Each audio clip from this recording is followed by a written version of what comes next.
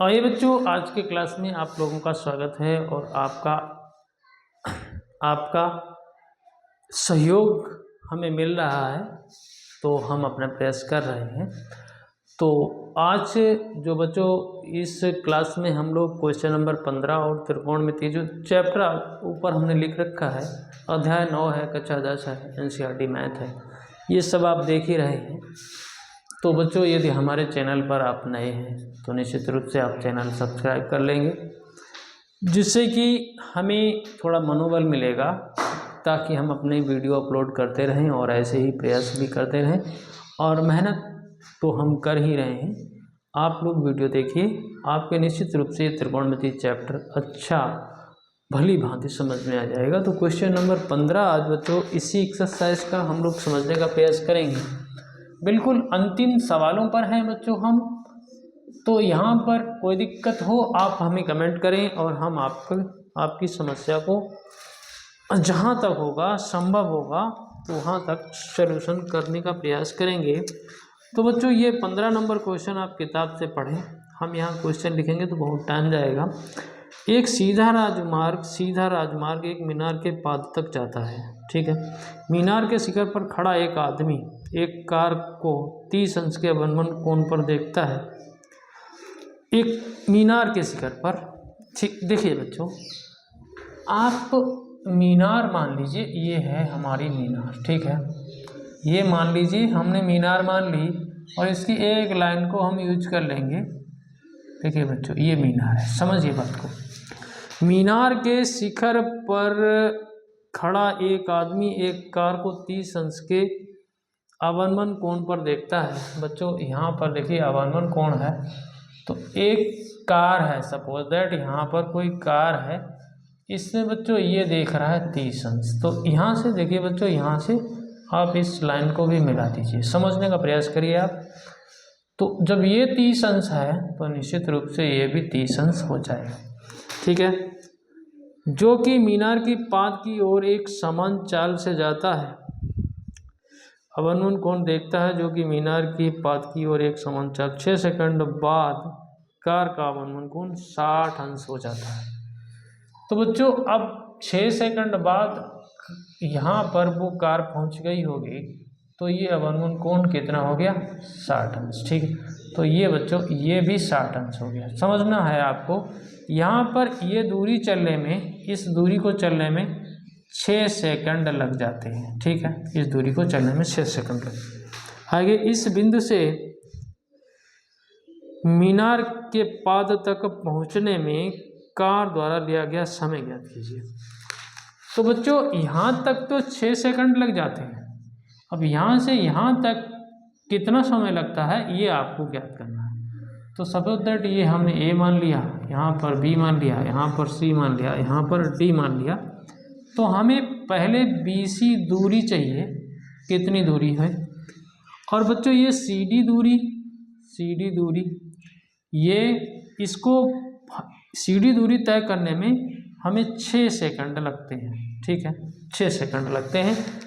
तो हम लोग देख लें, यदि CD दूरी हमें मिल जाए, जो भी मिले उसमें यदि 6 सेकंड लगते हैं, तो फिर BC दूरी निकाल के हम लोग उसका भी समय निकालने का प्रयास करेंगे। तो समझना आपको है, वीडियो कायदे से देखेंगे तो समझ में आएगा। तो इस फिगर के अनुसार बच्चों हम लोग क्या करें, देखें। और ये जो यहाँ पर कुछ और तो दिया नहीं है, नहीं बच्चों कुछ भी नहीं दिया है, तो क्या करना है आपको, देखिए समझिए बात को। चलिए हम लोग पहले 10 60 को ही पकड़ते हैं, ठीक है। तो देखिए बच्चों समकोण त्रिभुज क्या ABC में हम 10 60 लगा रहे हैं। 10 60 डिग्री बच्चों लंब बटे आधार होता है, तो निश्चित रूप से AB बटे BC हो जाएगा, समझिए बात को, टेंशन नहीं लेनी है। तो बच्चों ये तो √3 होता है और ये AB बटे BC हो गया। तो BC अगर हम निकालना चाहें तो √3 यहाँ बटे में ले सकते हैं।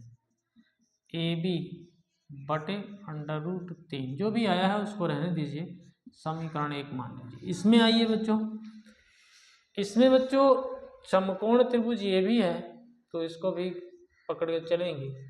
समकोण त्रिभुज क्या, ABD में, ABD में, ठीक है बच्चों, ये जरूरी है लिखना। तो यहाँ पर हम देख रहे हैं तो 30 डिग्री है और लंब हमारा वही है, आधार हमारा BD है, BD है। तो बच्चों AB तो वही रहा, BD हमारा BC और प्लस CD है। tan 30 का मान बच्चों 1/√3 होता है। अब क्या करें, अब क्या करें? तो बच्चों हम कुछ नहीं कर सकते, लेकिन इतना जरूर कर सकते हैं, इसको यहाँ ले जा सकते हैं। BC प्लस CD बराबर AB, √3 का यहाँ मल्टीप्लाई कर दीजिए, ठीक है। अब बच्चों अगर हम BC की जगह, देखिए बच्चों BC की जगह अगर हम ये AB रख दें, AB बटे √3, यहाँ पर देखिए जो है उसी में काम चलाना है, इधर उधर नहीं भागना है। AB √3 हमने कर दिया। अब बच्चों इसकी कैलकुलेशन करें तो उधर भेज दें, तो CD बराबर AB √3 और इसको घटा देंगे तो AB बटे √3, जो आ रहा है उसको आने दो, कोई दिक्कत नहीं। अब AB को कॉमन कर दें तो यहाँ √3 बचेगा, √3 माइनस 1/√3 बचेगा। अब इसका गुणा यहाँ कर दें तो AB यहाँ पर बच्चों 3 हो जाएगा, 3 में से 1 गया तो 2 रह जाएगा, 2/√3, ठीक है। समझने का प्रयास करिए, जो आ रहा है उसको आने दीजिए। 2AB बटे √3 आ गया है, ठीक है। तो बच्चों ये CD दूरी आ गई है आपकी, कितनी आ गई, CD दूरी आ गई 2AB बटे √3, ठीक है। अब बच्चों BC दूरी है आपके पास AB बटे √3, ये समझ के चलिए। तो CD दूरी चलने में समय लगा कितना, 6 सेकंड, ठीक है। तो अब हम देख रहे हैं समीकरण नंबर 1 को अगर देखें तो ये AB बटे √3 का दूना है, AB बटे √3 का दूना है, तो दूनी दूरी में 6 सेकंड लगते हैं, तो AB बटे √3, BC दूरी, BC बराबर AB बटे √3 दूरी चलने में आधा समय लगेगा, तो कितना लग जाएगा, 3 सेकंड समय लगेगा, ठीक है बच्चों। तो जो था उसी में काम चला ले गए हम लोग इधर उधर बड़बड़ाने नहीं, मतलब फड़फड़ाने नहीं, अपने आप आंसर आता है बच्चों। यहाँ केवल आप समझ के चलिए, अपने आप आता है। तो एक सवाल बचा है इसी के क्रम में ही, तो निश्चित रूप से वो सवाल भी हम लोग आज ही ख़त्म कर लेंगे। फिर आप लोग कमेंट करना, जो चैप्टर आपको ना आता हो उसके हम वीडियो अपलोड करेंगे। और बच्चों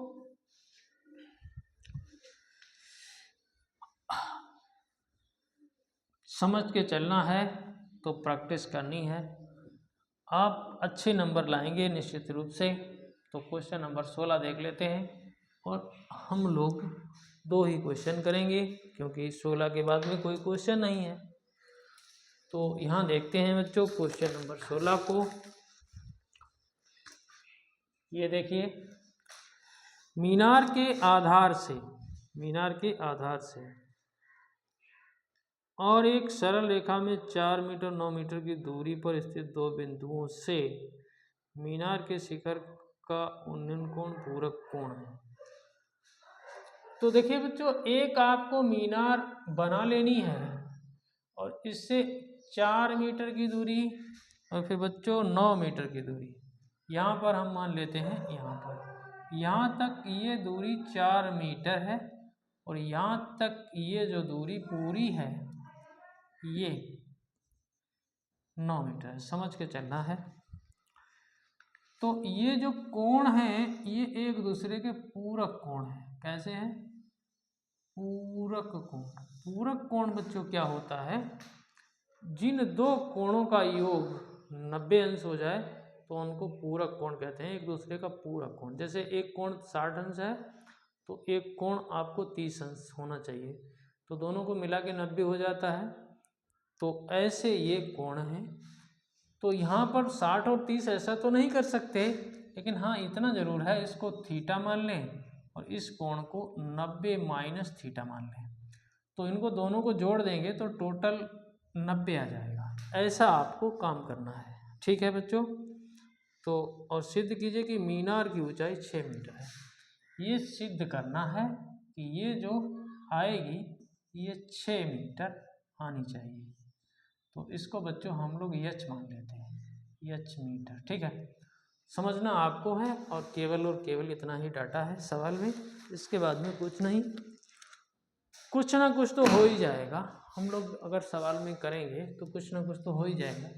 तो देखिए बच्चों, ए, यहाँ बी, यहाँ पर सी और यहाँ पर डी, ठीक है। जैसा आपका मन हो वैसा कर सकते हो।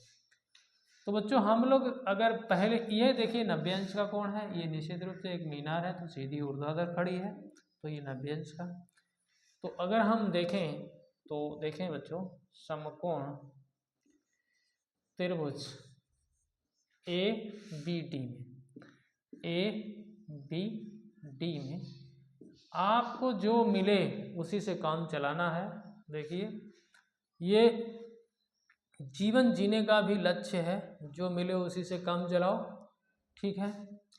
तो देखिए हम अगर कहें तो यहाँ tan थीटा है, तो लंब बटे आधार आपका ए बी है, ए बी बटे बी डी लिख दीजिए।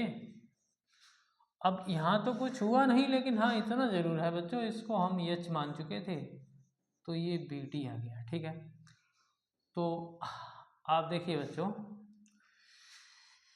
तो यहाँ अगर हम केवल और केवल इसको ऐसे ही रहने दें, क्योंकि इसमें आप कुछ कर भी नहीं सकते। हाँ बच्चों ये तो 4 मीटर है, ये तो 4 मीटर है, चलो इसको 4 लिख दो, तो ये आपका एच बराबर 4 tan थीटा आ गया है, ठीक है बच्चों।